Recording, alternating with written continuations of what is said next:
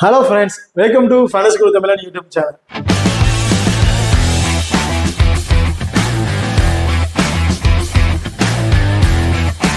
நீங்களும் நம்ம சேனலை சப்ஸ்கிரைப் பண்ணீங்கன்னா மறக்காம சப்ஸ்கிரைப் பண்ணிக்கங்க.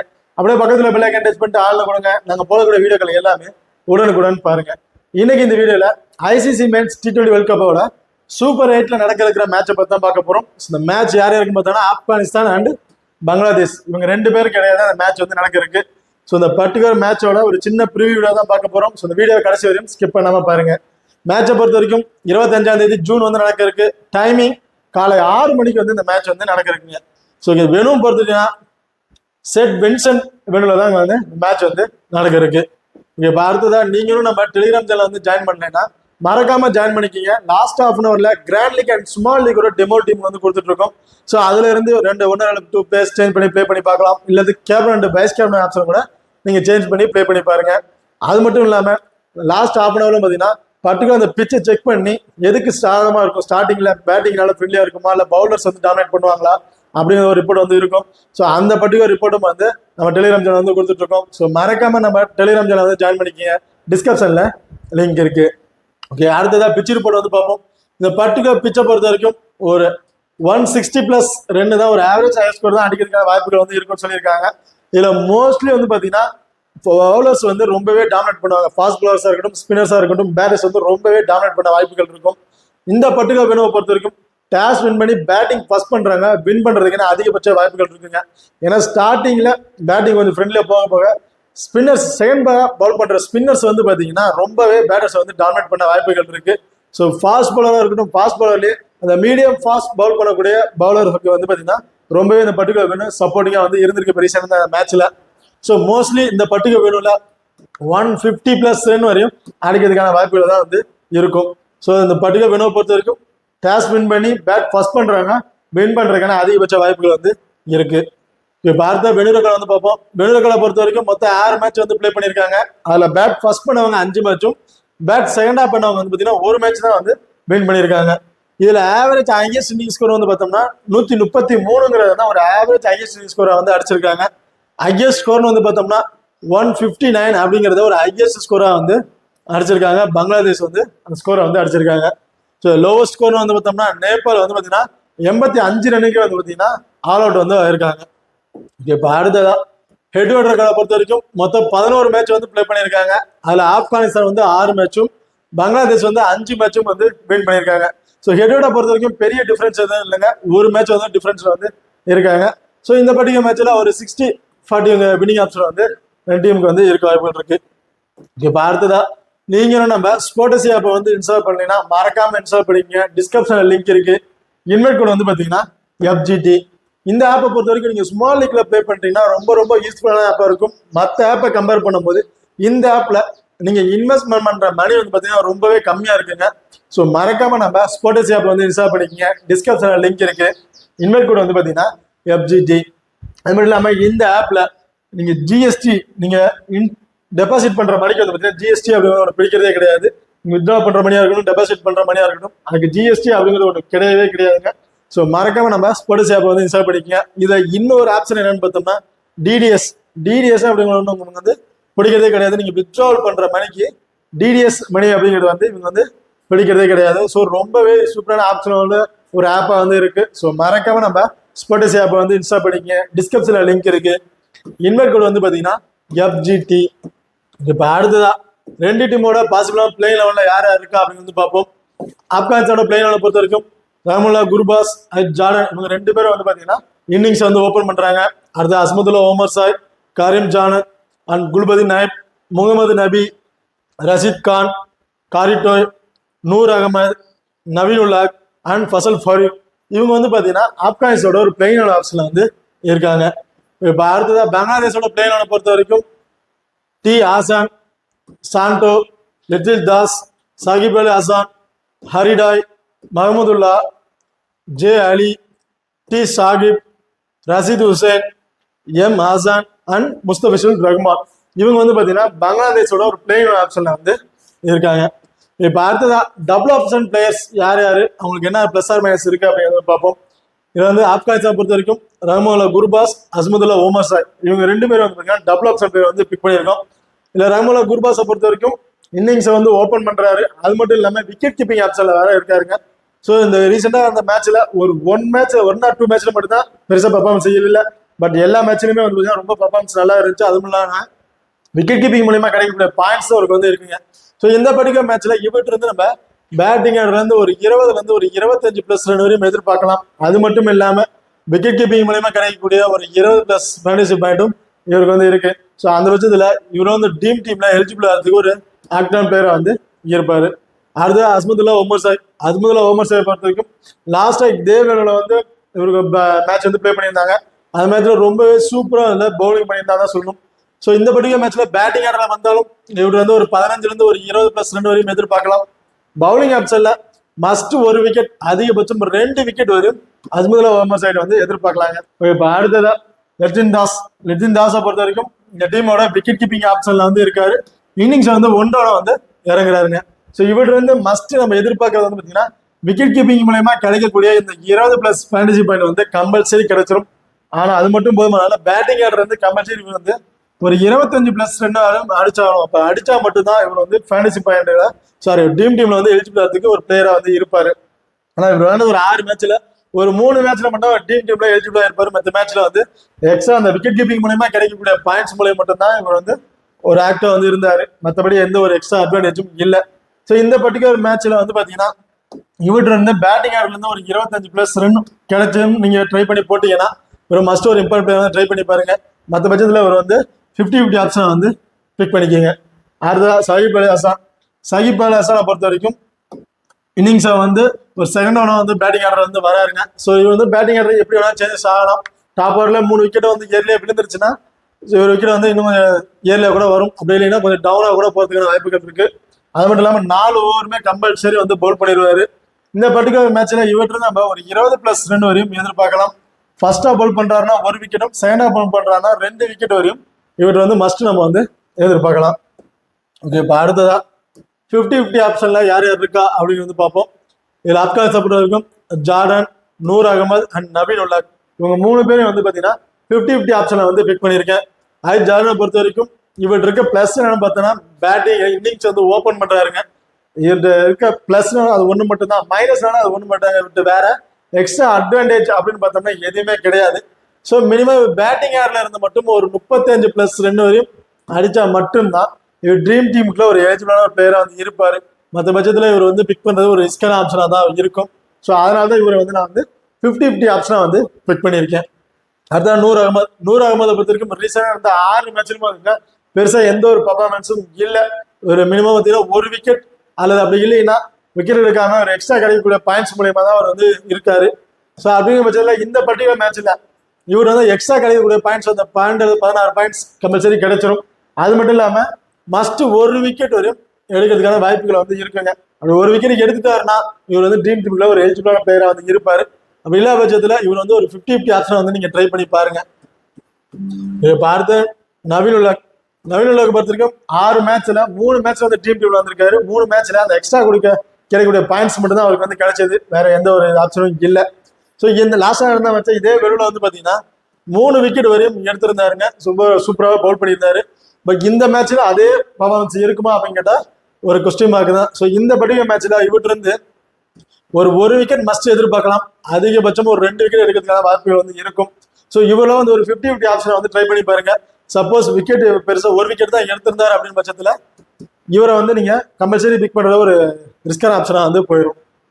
இப்போ அடுத்ததா டி ஹசனை பொறுத்த வரைக்கும் எல்லா மேட்ச்லுமே வந்து கிராண்டா 6 மேட்ச்லுமே எந்த ஒரு மேட்சும் வந்து ட்ரீம் டீம்ல வரலதான் சொல்லணும். ஸோ ரொம்ப போரான பேட்டிங் ஆடுறதா வந்து இருக்காரு. ஒரு எக்ஸ்ட்ரா அட்வான்டேஜ்னு பார்த்தாலும் எதுவுமே கிடையாது.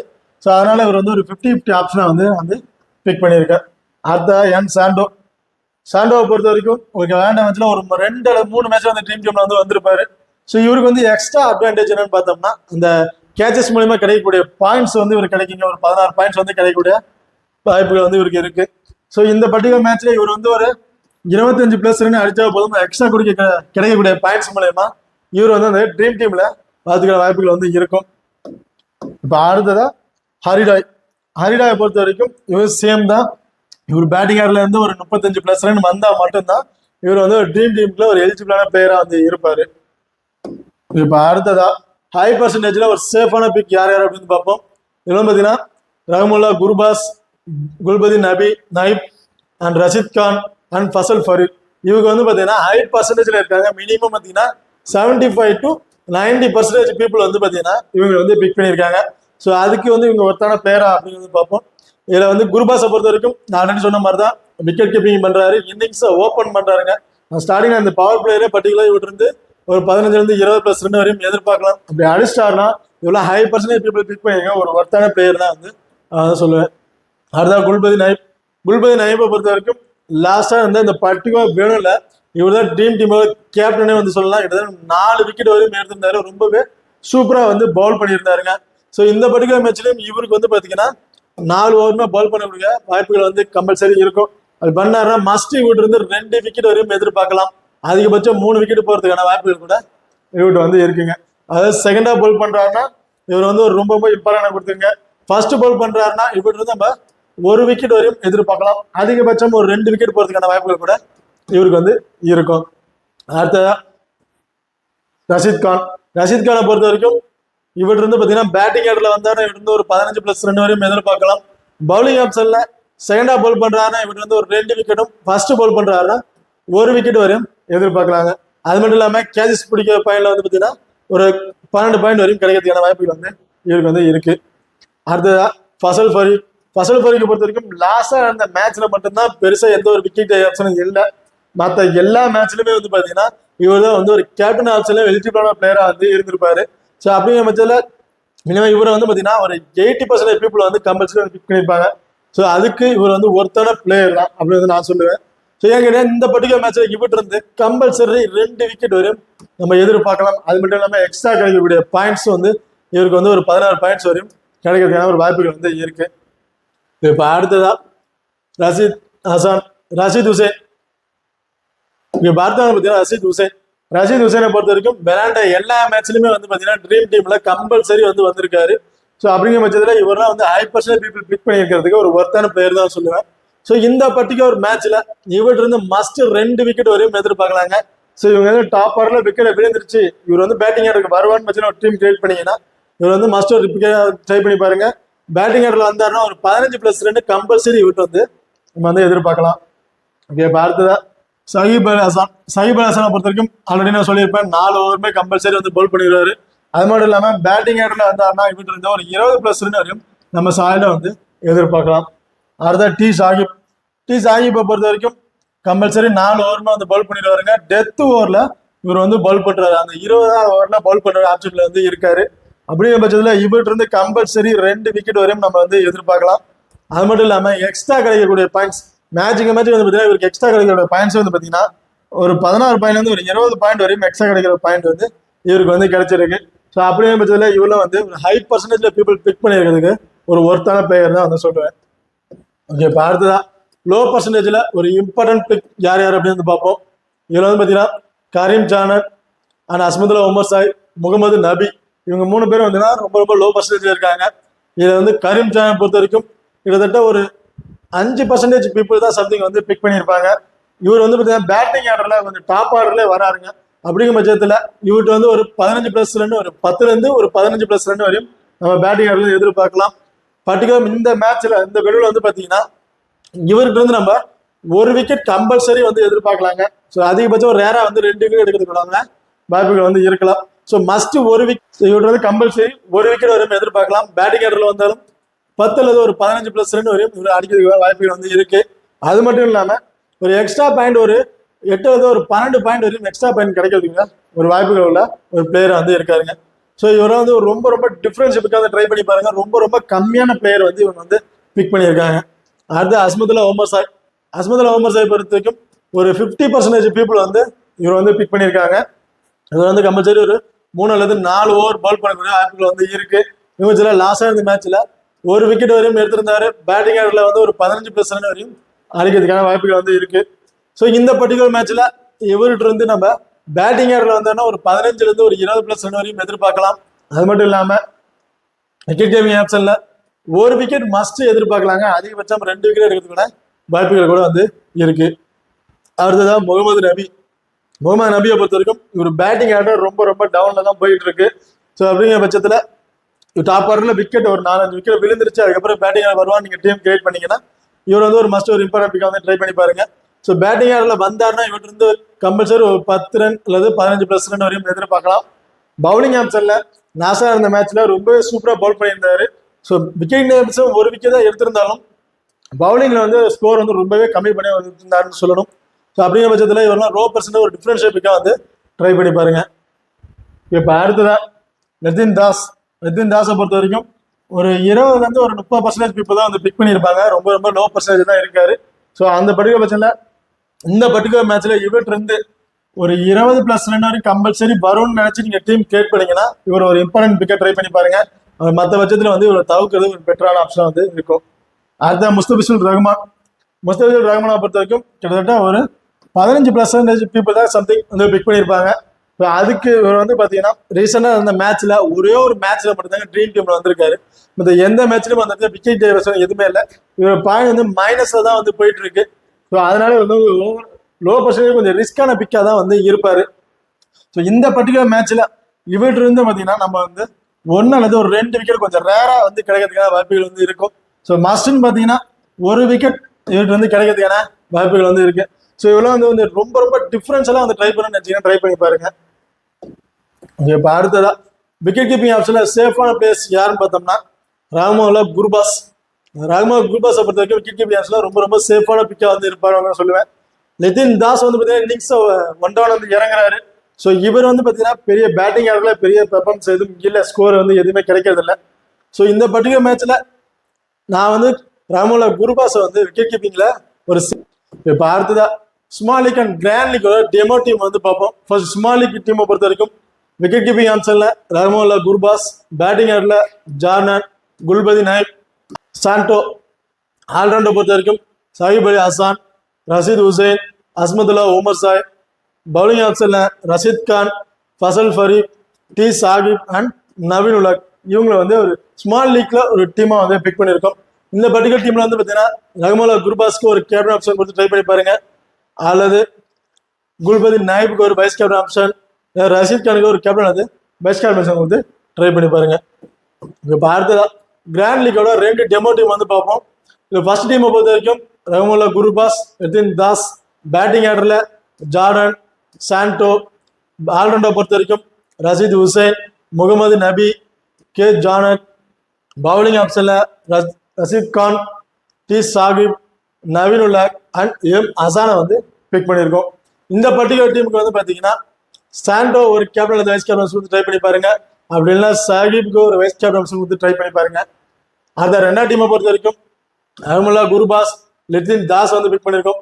இந்த இதில் நிதின் தாஸ் தேவையில்லைன்னா அவர் வந்து பிக் பண்ண வேணாம்.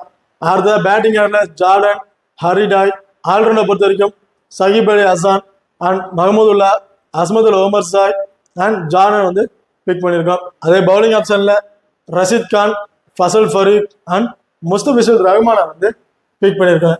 இந்த பர்டிகுலர் டீமுக்கு ஃபசல் ஃபரீக் வந்து ஒரு கேப்டன் வந்து வைஸ் கேப்டன் வந்து ட்ரை பண்ணி பாருங்க, அல்லது ஹசானுக்கு வந்து ஒரு கேப்டன் வந்து வைஸ் கேப்டன் வந்து ட்ரை பண்ணி பாருங்க.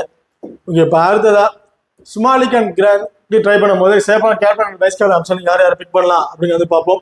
இல்லை நீங்கள் ஸ்மால் லீக்ல ட்ரை பண்ணும்போது ஃபசல் ஃபரீக், ரஹ்மானுல்லா குர்பாஸ், ரஷீத் கான் அண்ட் சாகிப் அல் ஹசானை வந்து ட்ரை பண்ணி பாருங்க. ரொம்பவே ஒரு சேஃபான பிக்கா வந்து இருக்கும். அதை கிராண்ட் லீக்ல ட்ரை பண்றேன், ரிஸ்கா ட்ரை பண்றேங்க பட்சத்தில் T Shakib, Nitin Das, Rishad Hossain, Naveen ul Haq, Zadran, Azmatullah Omarzai, Gulbadin Naib and Mohammad Nabi. இந்த பர்டிகுலர் பிளேயர்ல இருந்து யாராவது 2 பிளேயருக்கு கேப்டன் வைஸ் கேப்டன் வந்து ட்ரை பண்ணி பாருங்க. ரொம்ப கொஞ்சம் ரிஸ்கான ஆப்ஷனா வந்து இருக்கும். ஓகே, இந்த வீடியோ வந்து உங்களுக்கு வந்து பிடிச்சிருக்க நம்புறோம். ஸோ இந்த வீடியோ பிடிச்சிருந்தா மறக்காம லைக் பண்ணுங்க, ஷேர் பண்ணுங்க, சப்ஸ்கிரைப் பண்ணுங்க. இந்த வீடியோக்களை பத்தி கருத்துக்கள் இருந்தா மறக்காம கமெண்ட் பண்ணுங்க. தேங்க்யூ.